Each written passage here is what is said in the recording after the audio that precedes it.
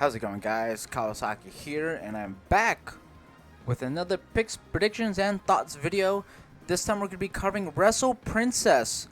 This show will be happening September 22nd, Japan time, and September 21st over here in the US and potential parts of Europe. But this show will be happening at 9 p.m. Pacific Standard Time, and it's going to start at 1 o'clock Japan time. We have a 10-match card, and it's going to be packed full of matches. So without any further ado, let's get this started. So opening match is going to be Runa Okubo versus Haru Kazushiro. Then we're going to have Kaya Toribami, Yoshiko Hasegawa, Himawari taking on Uta Takami, Kira Summer, and Chika Nanase. Then we'll have a tag match between Kakeru Sekiguchi and Mahiro Kiryu versus Toga and Wakana Urihara. Following that, we're going to have Ram Kaicha versus Raku. After that is going to be a 6-woman tag match with Maxine Paler, Palm Harajuku, and Audra Kong versus Shino Suzuki, Riga Tatsumi, and Yuki Aino, with special guest referee Shiori Aoki from former SKE48. Get into that a little bit. Then we have Zaya Zhao, formerly known as Zaya Lee in the WWE. She will be teaming up with Mizuki, and they will be taking on Veni and Yuki Kamifuku. And last for the special matches, we're going to have Emi Sakura versus Shoko Nakajima. Now, we're going to get into the title matches with Yuki Arai versus Moka Miyamoto. And our Princess Tag Team Championship match, we're going to have Suzume and Arisu Endo versus Maki Ito and Miya Yamashita. Daisy Monkey versus 1 Million. And in your main event, we're going to have Miya Watanabe versus Ryo Mizunami. So, giving some thoughts, at least my picks, predictions, and again, just what comes to my mind. Runa Okubo and Haru Kazushiro, these two started at the same time, but unlike Runa, Haru has actually been competing more due to the fact that Runa has been in school. I'm not sure she's still in school at this moment in time, but for the time that Runa has missed, Haru has gained in the ring. And despite these two being rookies, these two definitely have the in-work experience. I mean, I can't really say too much because I'm still trying to get my footing in the rings. But I would probably say for my pick to win is going to be Haru Kazushiro. But this is going to be a great match for people that want to see wrestlers grow. Runa and Haru are still very early in their careers, and this is just the beginning. They're definitely going to be growing from here. Next, we have Kai Toribami, Yoshiko Hasegawa, and Himawari versus Uta Takami, Kira Summer, and Chika Nanase. On one side, you have 3 rookies. They all started within a year and within the same time as of each other. And on the other side, you have Himawari, Kai Toribami, the Bird, and Yoshiko Hasegawa. For those that are not familiar with Yoshiko Hasegawa, or Yelpy, she has freelanced and she's worked with Gambare, or aka Ganjo. So I know she's worked with many different competitors outside Tjpw and the Wrestle Universe umbrella. I know Himawari has also worked with Actress despite being only 2 matches over an Actress, then making a jump to TJPW. And Kai Toribami being the vet out of at least this group, in my perspective. And Uta, Kira, and Chika all started this year. This, again, is a good way to give a benchmark on with competitors that have started within a year, 2 years of each other, like you can see their progress. Think of it as like a progress report on your, like a report card, for example. Utakira Chika have started within. I think they started January 4th, if I'm not mistaken. They might have started last year, if I remember right, back at the last Wrestle Princess. So I would say this is about a year's worth of progress. I know Himawari started last year. Kai Toribami started 2021. Yoshika Hasagawa started, I think, 2021 or 2022. I could be wrong. So, as like I said, progress report. I personally think Yoshiko Kai Himawari is going to pick up the win. But Yoshiko Hasagawa is still new to the roster. She just signed with TJPW for a more full-time schedule. So for those that aren't familiar with her, maybe they think of her as like the newbie. But again, she has been around for at least a couple years. But my pick still stands. Kai Toribami, Yoshika Hasagawa, Himawari pick up the win. Next, we have Kakeru Sekiguchi and Mayu Kiryu versus Toga and Owakana Urehara. With this match, I know Kakeru Sekiguchi is a freelancer.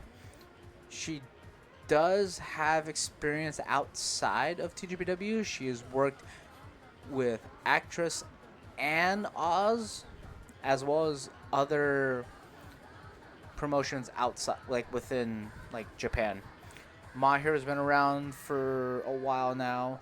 Toga and Wakana have been around since I believe 2022, quote unquote. Again, I could be wrong. 2021, 2022, or 2022, 2023. And I know these two have grown quite a bit since they've first stepped foot into the ring. And I know albeit, I think my hero is pretty much like a punching bag. Kakeru Sekiguchi is the vet into this match. So a lot of the stuff, they're going to be relying on Sekiguchi to kind of lead everything. But with Wakana Toga, they've worked every show. And they've worked with everybody. So they do have a grasp of like what to do and what not to do. But if I really had to pick, I'm going to say Team Mahiro is going to pick up the win on this one. And that's just due to the fact of in-ring experience and all that. Now, Ram Kaichou, Raku. Wife and wife. Usually they're tag teaming with each other, but in this sense, they're going against each other. I know there's going to be a lot of shenanigans in this match. It's going to be a comedy match. So for those that don't really watch comedy and it turns you off, this match might not be for you. There's going to be a lot of storytelling and comedy. And for those that are looking on the work rate side of things, Ram Kaichou has been around for God knows how long now. So I could see Ram Kaichou picking up the win on this. And also the fact that I'm a big Ram Kaichou stan. So if I had to put the bias aside, I'm still going to have to pick Ram. Next, we have Max Impaler, Palmar Duke, and Aja Kong versus Shino Suzuki, Yuka Aino, and Rico. Max Impaler hasn't been in Tej in a while. And I know Max and Palm have been like partnership. And Aja Kong and Palm Harajuku have a partnership. But also Max and Aja kind of have beef with each other because they're like the big brute powerhouses whenever they're here in TGPW. So that could potentially be a downfall. But Palm has a lot of backup. Maxine Paler has been booked really well in TGPW. Same with Aja Kong. Aja Kong, if she loses, she doesn't take the pin. And if she does take the pin, it's very rare. And if Maxine Paley takes a pin, it's very rare for them. But Max never takes the pin. And if you want to also look on the other side, we also have Shino, Rika, Yuki. Maxine Paler and Yuki Aino have like this weird partnership with each other. So Max and Yuki may have a bit of neutrality with each other. I guess that's the word. But Max and Yuki don't want to fight each other. I've seen on Max's Twitter, they've said, "Sorry, Yuki, I know you're on the other side, but I gotta side with my palm. But you are my Yuki." And then you have Shino, and then the crazed crackhead meth head known as Rika. Rika will take liberties if she can. At least try to when it comes to Max and Aja Kong. But like looking at it on a broad perspective, Max Palm Aja would be a decisive victor. But if you also look at it, a little bit closer, Max and Yuki might not want to fight each other, and Palm's gonna be like, "What's going on? Why aren't you fighting? Yuki's my opponent." And Max is like, "No, that's my Yuki."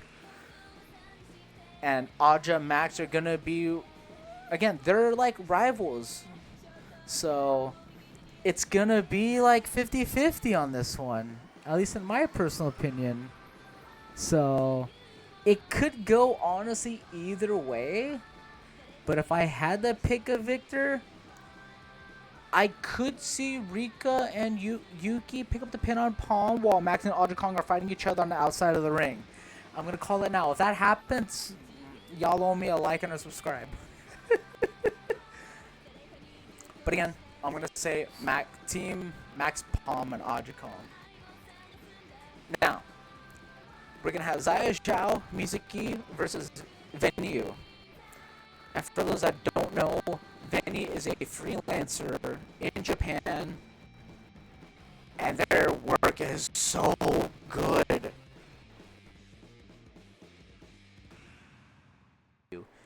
Venny does not take pins. So if anything, if you really had to pick, Yuki would take the pin on this. But that's just coming from me. But Zaya Zhao, formerly known as Xia Li, is making her debut in TJPW. Mizuki being the vet, Zaya being a vet, Venny and Tjpw kind of being vets. It could honestly go 50-50. But knowing how Koda books, I'm probably going to have to say Zaya Mizuki is going to pick up the win. They're going to make Zaya look really strong and Venny really strong. And Mizuki being like there for a while in contrast to Tjpw. But again, Yuki Kamifuku is a champion over in, I believe, Singapore. So it's either Tjpw or Mizuki pick up the pin.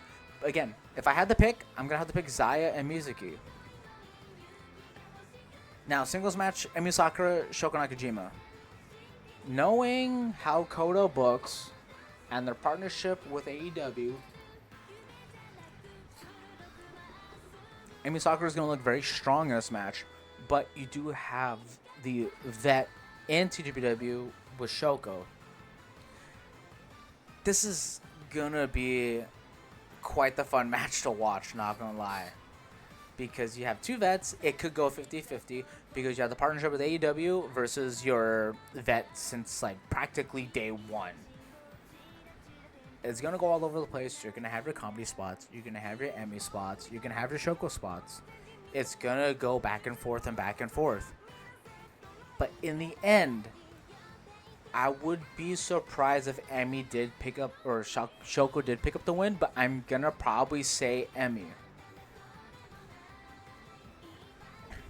Now we're going to get to the title matches. International Princess Championship match, Yuki Arai, Moka Miyamoto. For those that did not watch the TGPW show last week, Moka Miyamoto challenged Yuki Arai after she successfully defended against Arisu Endo. Knowing Yuki's position in TGPW versus Moka's, Yuki Rai is very well protected because they don't want to tarnish, at least in my point of view, the SKE48 look, because SKE48 is a very popular idol group in Japan, one of the most popular. But if you want to also look at it, Mocha started wrestling before Yuki Arai. Mocha Mimoto debuted 2020, Yuki Arai debuted 2021. I watched Yuki Arai's debut match. I watched Mocha's match, but it was after the fact. And also, if you're looking at it too, the International Princess title hasn't been defended since June. They didn't have this belt on the line at SummerSlam Princess because these two tag team with each other to take on Daisy Monkey. And knowing there is that Defy show later on this year, in I believe November, and possibly coming out back to America for Mania weekend, and I know damn well Yuki Arai is not going to be defending in America. I'm gonna say Mocha might steal the win here and become your new International Princess Champion. But you can also have the fact that they want to have Yuki Arai be the most dominant International Princess Champion that TJPW's had. Because right now, she's only one title defense away from beating Thunder Rosa's record. She's already beaten Rika's record, Maki's record, Hikari Noa's record, Yuki Kamifuku's record. Like, she's already broken those records. The only one she has to beat is Thunder Rosa's. And Thunder Rosa ain't going to be coming to TJPW anytime soon, at least from what I've seen. If she does, it's not going to be till next year or, like, SummerSlam Grand Princess. So I'm going to say Mocha is going to be our new International Champion. And right here, this is where I am struggling. We have Team Daisy Monkey, Suzume and Arisu Endo going to be taking on 1-1 Million. Now hear me out. Almost everyone on social media knows I am like one of the biggest Maki fans. But I'm also a Daisy Monkey fan. And like, I'm so torn. Like, I want 1-1 Million to win a belt, but I want Daisy Monkey to hold their reign for just a little bit longer. And I know with Arisu losing her match last week against Yuki Arai for the international belt, you have Suzume right there to win the international belt. Like, Suzume's been there for a while. Arisu has been there since 2021. Maki's been there for a while. And Miu's been there since day one. But if you're looking at the current day, Maki's in America. She's competing in GCW, MLW, any other indie like you could think of out here. And then Miu, MLW, Bloodsport. She's had shows in TNA in the past. But again, that's like when... But never mind the case. Suzume Arisu, Maki Miu. It's very hard to determine who's taking the pin. Like, if you really had to nitpick, Arisu or Suzume would take the pin at 1-1 Million Beer Princess Tag Champions. But they're not the fan favorites to take the belts off of Daisy Monkey. Daisy Monkey is very popular in TJPW right now. At least as far as I see. So if I had to pick one side, I would want to say Maki Miu. But hear me out now. Hear me out. Maki Miu won the tag belts last year, only to lose it a week later against Magical Sugar Rabbits. I was there for that show. I was surprised they lost it so quick. But again, Suzume Arisu, they're there as a mainstay in TJPW. Maki and Miu go travel international to spread TJPW. Like, But knowing how Kota booked, we're probably going to have Maki Miyu win the belts and hold it until at least Defy over in November. And now your main event, Princess of Princess Championship match, Miyu Watanabe, Ryo Mizunami. Ryo Mizunami got this title opportunity from winning the Princess Cup. Miyu Watanabe has held the belt for a while, and I have definitely enjoyed her reign. Ryo has been booked very strong in TJPW. Again, winning the Princess Cup, or Tokyo Princess Cup, rarely taking pins. The last time these two faced off each other was SummerSlam Princess, and Ryo did pick up the win. So if Miyu wants to win, she really has to step her game up on this in order to retain. So as much as I like Ryo Mizunami, will Ryo Mizunami stay in TGPW for the long run? Or is it going to be a short term? Like, you want to have a lot of these things factored into your picks and predictions. It's going to be nothing but a meat match. Okay? Miyu, powerhouse. Ryo, powerhouse. But in the very end, I could see Miyu retain. It could go, honestly, 50-50. But would Ryo really stay in TGPW and defend the belt? Because I remember the time when Miyu had the belt, she was traveling international, and we never saw the Princess of Princess Championship in TGPW. So, we're kind of balancing on thin ice right here. I mean, if I was booking, I would make Ryo look very, very, very strong. But in the end, I would have Miyu Watanabe pick up the win. Again, that's just me. So those are my picks and predictions on TPW's Wrestle Princess. It will be September 22nd/21st live on Wrestle Universe. The matches will start at, it looks like 10 o'clock p.m. Pacific time. So kind of just think of recording. They will be posting the timestamps on when the shows start. So let me know what you think on my thoughts and predictions. And we will be watching this live next week. So feel free to join in if you want to watch it in person with live reactions and just live commentary. Join the Discord. The link will be down below. We're definitely going to be watching this. So join in. It's going to be a fun time.